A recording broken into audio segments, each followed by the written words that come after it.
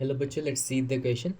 For efficient translation all are required except. Basically हमें चार option दिए, उसमें से बताएं जब हमारी ट्रांसलेशन की प्रोसेस होगी, एक एफिशिएंट अच्छी तरह से ट्रांसलेशन की प्रोसेस करनी है, सो हमारी किन किन चीज़ों की रिक्वायरमेंट होगी एक्सेप्ट एक चीज़ के। So what are the options? Peptidyl and aminoacyl sites for should be close enough. Second is ribozyme. Third is UTR. And the fourth is chart TNA for stop codon. So what could be the key concept here? So it is translation. Translation. अगर translation की बात करें, basically इसमें क्या होता है, this is the process of protein synthesis. किसकी process है? Protein synthesis. हमारे प्रोकैरियोट्स में और यूकैरियोट्स में कहाँ कहाँ होती है? प्रोकैरियोट्स और यूकैरियोट्स में दोनों में कहाँ होती है? This is take place in the cytoplasm. Cytoplasm में होते हैं. इसमें बेसिकली हम एमआरएनए के मॉलिक्यूल को देख के हम उसके हिसाब से अमाइनो एसिड लेके आते हैं. Then there will be synthesis of polypeptide chain and you can say the protein also. तो अब बेसिकली एक एक करके बात कर ले. Peptidyl and amino side should be close enough. पहले बोला कि अगर हमें क्या करना है, ट्रांसलेशन करनी है, सिंथेसिस ऑफ प्रोटीन करनी है. So a point is saying peptidyl and aminoacyl side should be close enough. ये बात बिल्कुल सही है. क्यों? देखो, हमारे जो है ना पेप्टिडाइल ट्रांसफरेज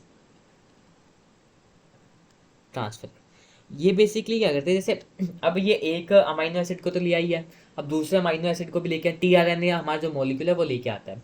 टीआरएनए लेके आएगा, सो इसकी शिफ्टिंग करती रहती है. ट्रांसफर क्या करती रहेगी? शिफ्ट, और यू कैन से ट्रांसफर करती रहेगी. So we can write it as, ये हेल्प करेगी transfer of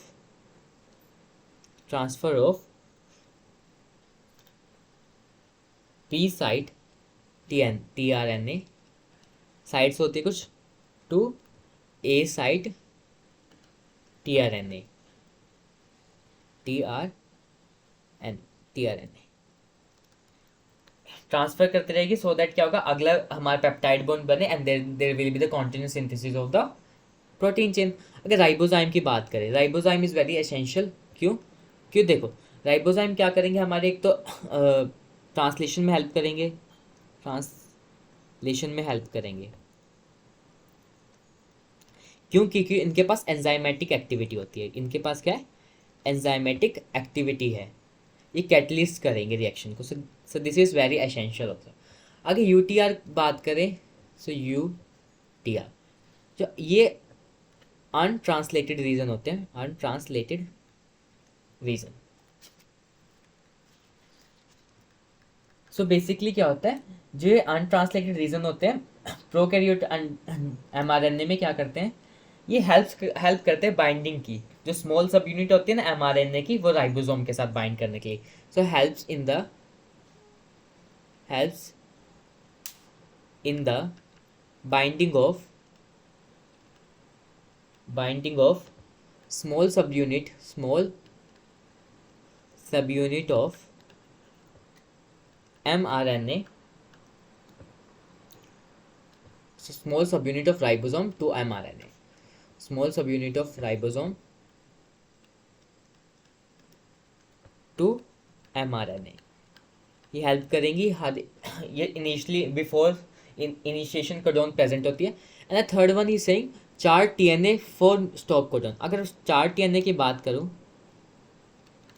in a very simple word, चार टीआरएनए क्या है, इसके पास क्या था, कैरी चार्ज अमाइनो एसिड.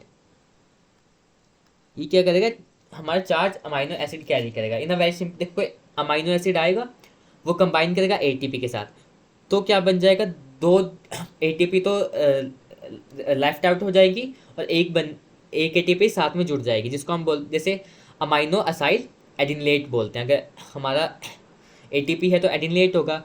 अब वो जो अमाइनो असाइल एडिनलेट है वो टीआरएनए के साथ बाइंड कर देगा, तो एडिनलेट तो बाहर हो जाएगा एएमपी की फॉर्म पे, और हमारा amino acid plus tRNA is known as charge TNA. अब हमारे स्टॉप कोडन के लिए तो कोई अमीनो एसिड चाहिए नहीं है. स्टॉप कोडन के लिए तो कोई स्टॉप कोडन कौन से होते हैं, जो कोई भी अमीनो एसिड के लिए कोड ही नहीं करते, सो उनके लिए ज़रूरत ही नहीं है, तो ये गलत हो जाएगा. सो पूछा गया था, for efficient translation all are required except the charge tRNA for the stop codon. क्योंकि हमें चाहिए नहीं चार्ज टीआरएनए स्टॉप को टर्न कर। तो आंसर क्या हो जाएगा D. We need peptidyl aminoacyl site should be close enough in ribozyme UTR. Hope you understood that. Best of luck.